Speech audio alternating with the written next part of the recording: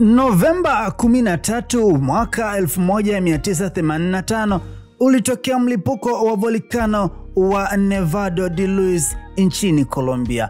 Moja kati ya majanga makubwa ambayo yaliondoka na maisha ya watu zaidi ya 23,000. Huu ni moja ya mlipuko mbaya sana kuwahi kushuhudiwa, ukileta madhara kwa takribani vijiji 13. Lakini vifo vya watu 23,000 sio mada yetu kabisa kwa leo. Tunachokiangalia ni kifo cha kusikitisha cha binti Omaila Sanchez, mmoja ya watu waliokufa kifo cha mateso na cha kusikitisha sana katika janga hilo na kuiacha dunia mdomo wazi, wengi wakilaumu serikali ya Colombia kwa uzembe na wengine wakibaki kumlilia Mwenyezi Mungu.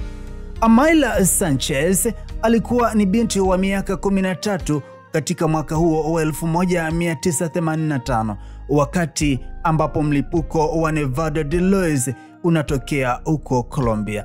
Aliishi na familia yake katika kijiji cha Almelo, moja kati ya vijiji 13 vilivyoharibiwa sana na mlipuko ule wa volkano.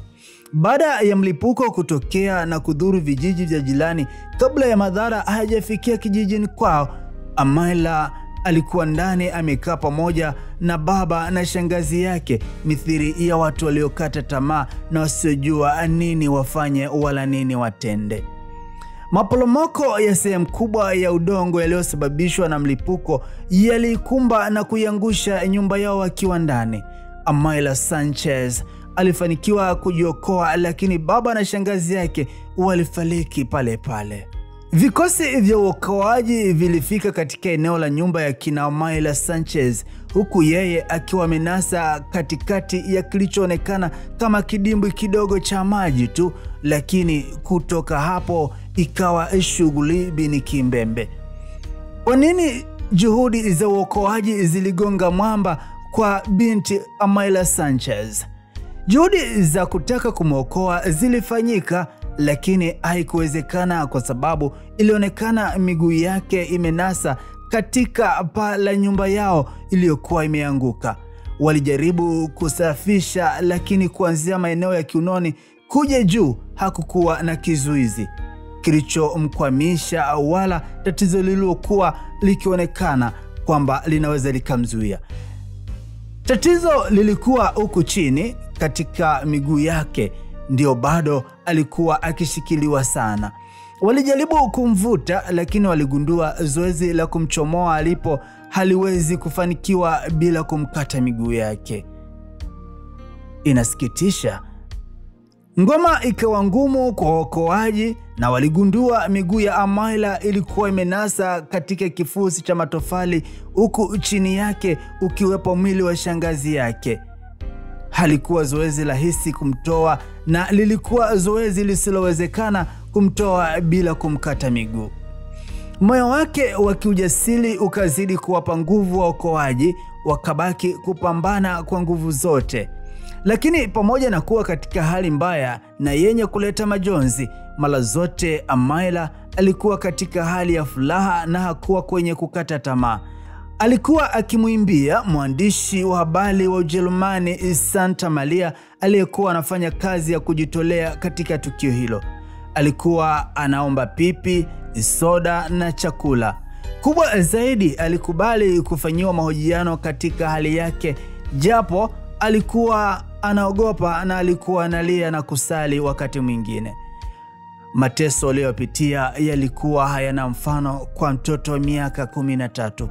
Ulipofika usiku wa siku 3, Omaila alianza kulalamika, akitoa malalamiko kuwa hataki kuchelewa shuleni. Alikuwa anasema kuwa hataki kuchelewa mtihani wa hesabu.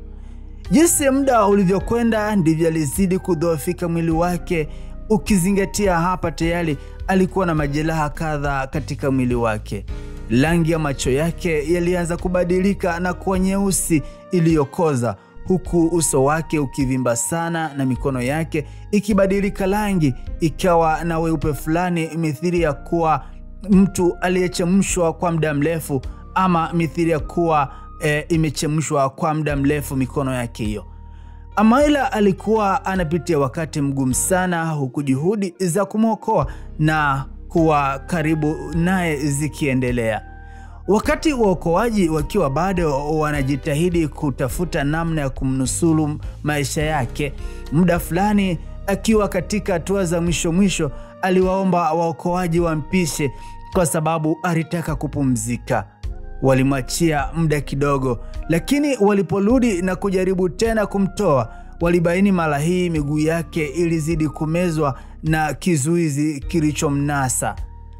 Baada ya mambo kuzidi na kupoteza tumaini, daktari ambaye alikuwepo sehemu hiyo akashauri ni heri wamwache afe kuliko kuokolewa.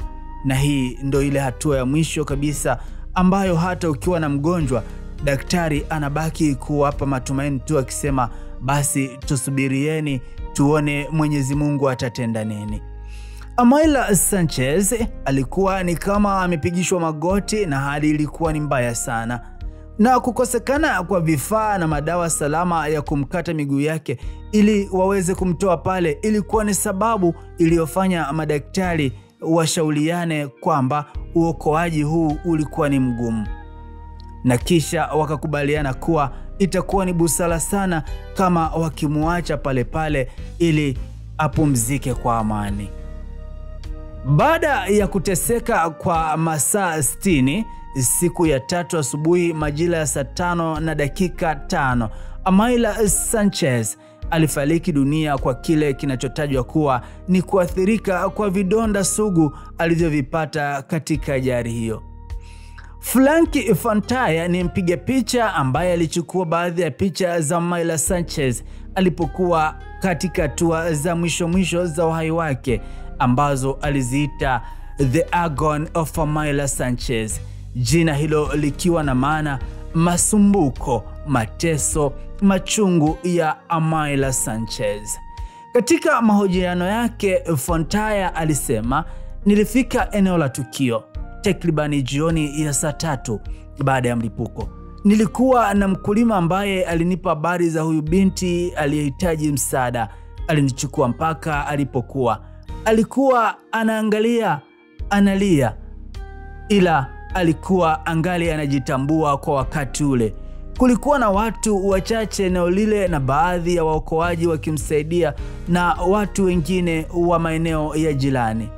Fontaya anaendelea kusema, nilisikia watu wakipiga kelele na kuomba msaada, kisha wakakaa kimya. Ukimya wa kuogopa. Hali ilikuwa inatisha sana. Kulikuwa na helikopta chache, baadhi zilikuwa zimekopwa na shirika la mafuta. Walijaribu kusaidia watu. Kisha kulikuwa na binti huyu mdogo ambaye watu hawakuwa na nguvu ya kumsaidia. Waokoaji hawachoki kuja kwake. Wanakijiji, wakulima walikuwa wanaleta madawa na misaada midogo ya kumfariji. Amaila Sanchez akapitia wakati mgumu kwa wakati huo. Wakati nazipiga picha hizi, nilijihisi unyonge mbele ya binti huyu ambaye alikuwa anakutana na kifo kwa ujasiri na kujiamini. Alikuwa anahisi mwisho wa maisha yake umefika. Hicho alikisema Fontaya. Maziko na maisha ya kifo cha Amaila Sanchez yalikuwaje? Nini kilichopo nyuma zaidi? Picha ya Amaila ilikuja kuachiwa hadharani miezi 6 baada ya kifo chake, na mwaka wa 1985 ikashinda tuzo ya kuwa picha bora ya mwaka katika tuzo za World Press Photo of the Year. Amaila akajulikana dunia nzima na alizikwa kwa heshima sana. Hadithi yake ni filamu ya kweli ya kutisha ambayo hakuna aliyeomba ijirudie. Kaburi la binti huyu linahudhuriwa na watalii wengi sana ambao wengi huenda kuomba majanga kama yale yasijirudie. Mara nyingi haya mambo yakitokea yasikie tu kwa jirani. Watu wengi, wanaharakati, wadau pamoja na watu ambao waliguswa na kifo cha Amaila walilaumu serikali ya Colombia kwa kile ambacho wanasema ni kushindwa kutekeleza majukumu yake, kwamba kifo cha Amaila hakikupaswa kutokea kwa sababu walipaswa kufanya uokoaji wa haraka kwa sababu siku alizokaa Maila katika mateso zilikuwa ni nyingi. Mimi na wewe pia najua tunayo maoni mengi. Niandikia hapo kwenye comment kwamba vipi, kifo cha Maila ni uzembe wa waokoaji, serikali, ama ilikuwa ni tarehe ya Mungu ambayo ilikuwa imepangwa? Niandikia hapo kwenye comment, kisha like na share. Kama unatufuatilia kupitia mitandao ya kijamii kama Instagram, Facebook na TikTok, hakikisha umetufollow. Lakini pia kama unatufuatilia kupitia mtandao wa YouTube, hakikisha umesubscribe. Asante, tukutane wakati mwingine. Bye bye.